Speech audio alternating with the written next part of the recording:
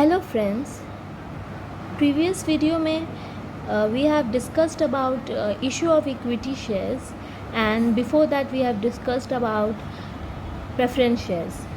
Now today we'll be discussing about the valuation of shares and why we value the shares of a company.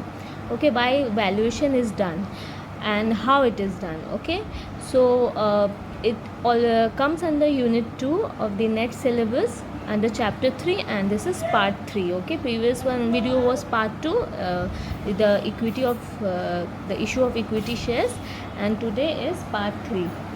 Okay, so first of all we'll come across the needs of for valuation of shares. Now, why we need to value the shares of a company?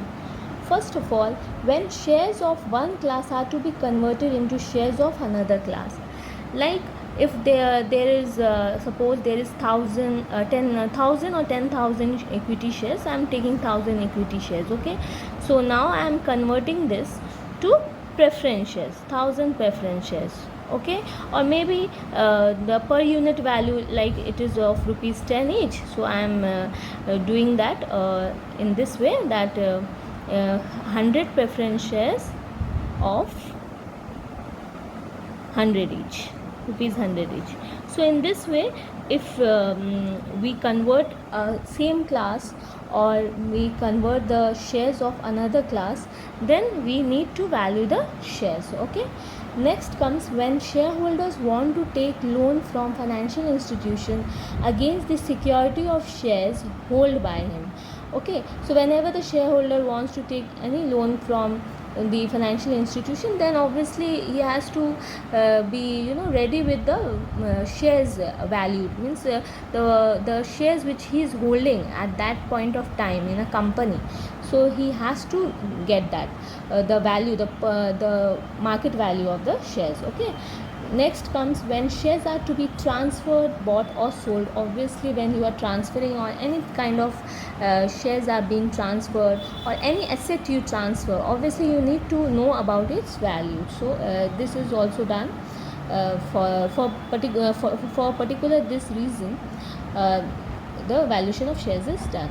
Now, when the companies are amalgamated, absorbed, merged or reconstructed, like when a company is amalgamated or merged with another company, or some holding company comes over there, and then the current or the particular company becomes the subsidiary of the holding company, then obviously these kind of reconstruction in a company needs the valuation of shares.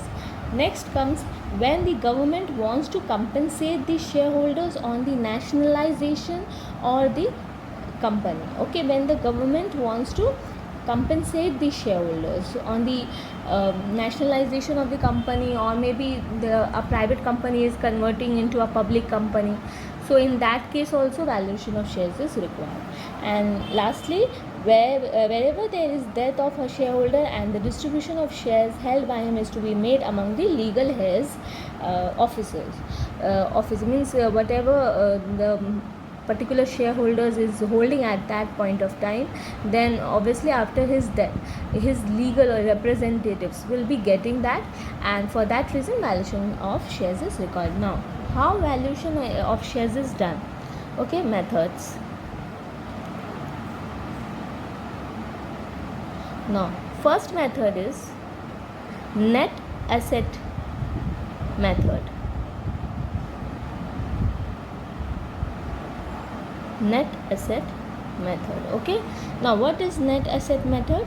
Net asset method is the valuation of assets should be done, then estimation of liabilities should be made, and then after deduction of such liabilities from the valuation of assets is done. Like there is valuation of shares. First of all, value of share per share is found. Okay, next comes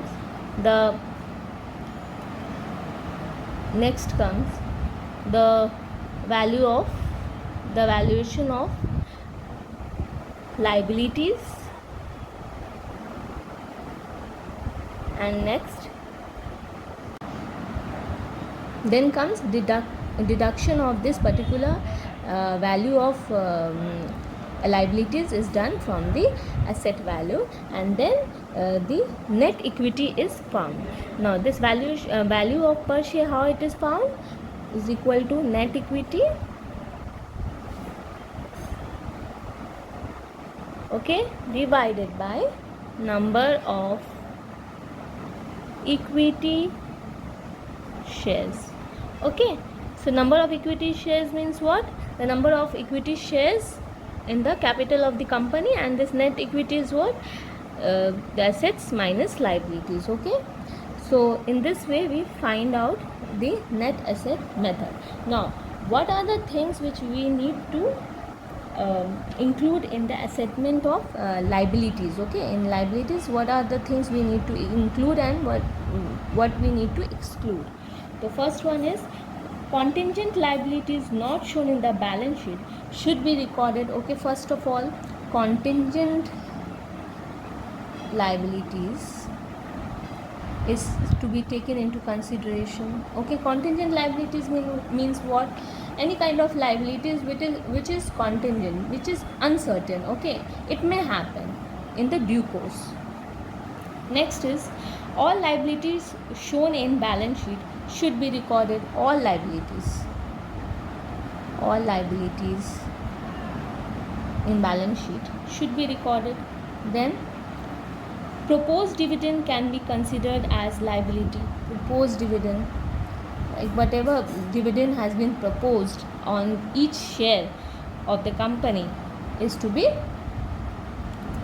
considered. Okay, if X dividend price is desired, but if cum dividend price is desired, then it can't be considered as liabilities. Okay, when this is to be considered? When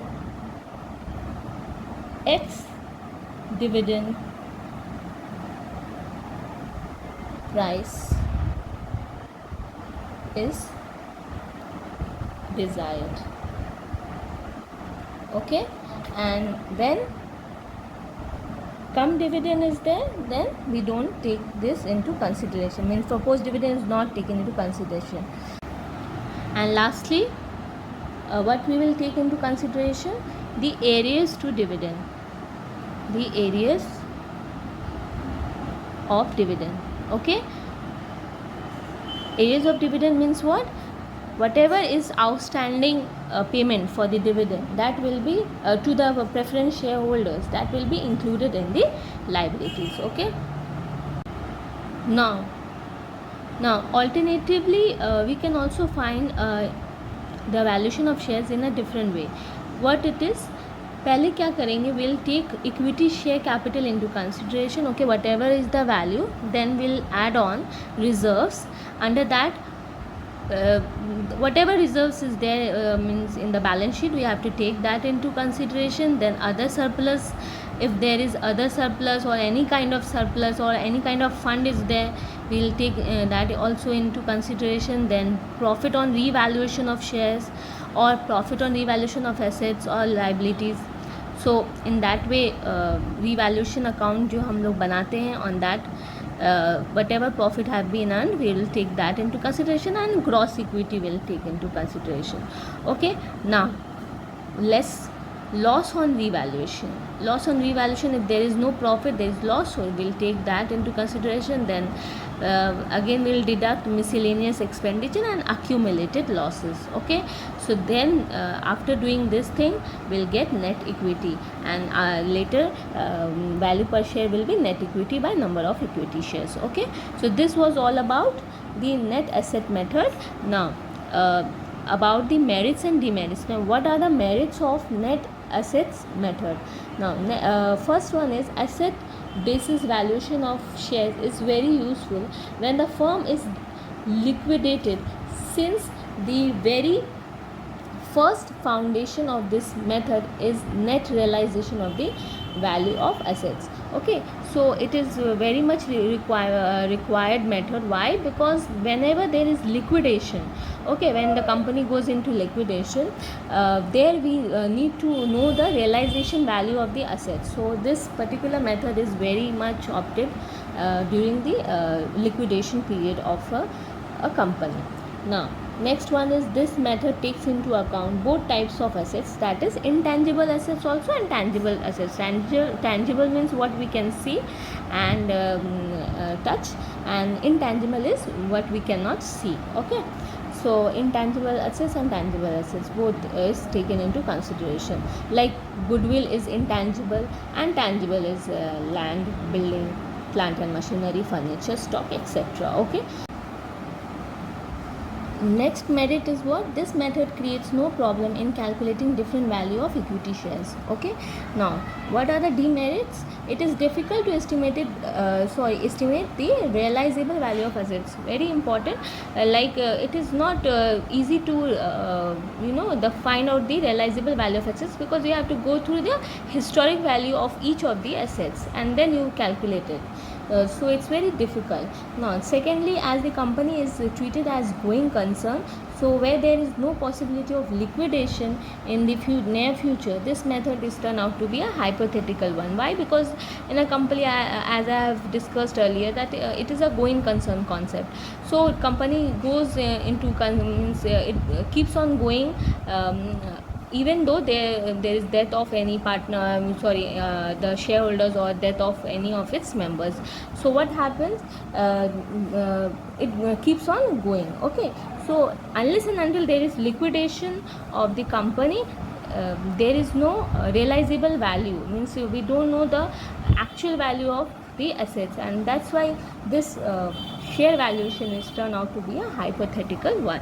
Now next method we'll come across is earning basis, that is yield method or dividend yield method. Now earning basis means on the basis of earnings. Okay, so in this what we do, yield method, the value of shares is arrived at by comparing the expected, that is actual rate of return, with the normal rate of return. Okay, if the expected rate of return is more than the normal rate of return, the paid up value of share is increased proportionately. Okay, so what is the formula? Market value of share or security, market value of shares is what? Rate of dividend by, that is expected by normal rate of dividend into paid up value of shares, paid up value of shares. Or we can also find in this way, or market value of shares we can also find in this way, equals to dividend per share by normal rate of dividend into 100. Okay, earlier this was the how to find the market value of shares is rate of dividend expected by normal rate of dividend into paid up value of shares, and now we'll take dividend per share by normal rate of dividend into 100. Okay, next comes earning capacity method. In this, how we find earning capacity method means the primary consideration of the shrewd investors who intend to acquire the controlling interest in the company is to base their valuation of shares not on the actual dividend declared by a company, but on the earning capacity of the company. So in this way, how we find earning capacity method is the rate of earning by normal rate of return into paid up value of the shares. Okay, now rate of earning, how we will find rate of earning? Total actual profits earned divided by capital employed into 100, or rate of earning is equals to capitalization factor into paid up value of shares. Okay, so in this way the merits of earning basis are what? Merits earning basis are what? The buyers and the sellers in the open market would be more directly influenced by the apparent earning power and not by the complex calculation based on net assets. Okay, so they will be inclined towards what? Earning method or the earning power, and not on the valuation of assets. Now next is the value of shares is primarily based on what the investor will earn. Okay, so valuation of shares is based on what the investor will earn. So this is the basic thing, what the investor will earn. So this actually gives the whole picture of the company. Now demerits of earning basis work. In practice it is difficult to predict the future maintainable profit. Then it is also difficult to select normal rate of earning or rate of capitalization representing the element of risk involved in a particular business. So it's very difficult to find out the normal rate and the expected rate and the element of risk involved. Okay, next we'll study about the dual method or the fair value method of valuation. How it is means how the valuation is done. On this method we'll take what, the value per share equals to value of shares on earning basis, the previous one, the how we have taken, and plus value of shares on net basis divided by 2, and value of shares on net asset basis. Now what is this net asset basis? The earlier one which I have done, how to find the net on the basis of the net asset realizable value. So net assets on basis and then divided by 2. Hope this concept is clear, how the valuation of shares is done. If there is any doubt, please comment in the comment section. Please like, share and subscribe to my channel. Thank you.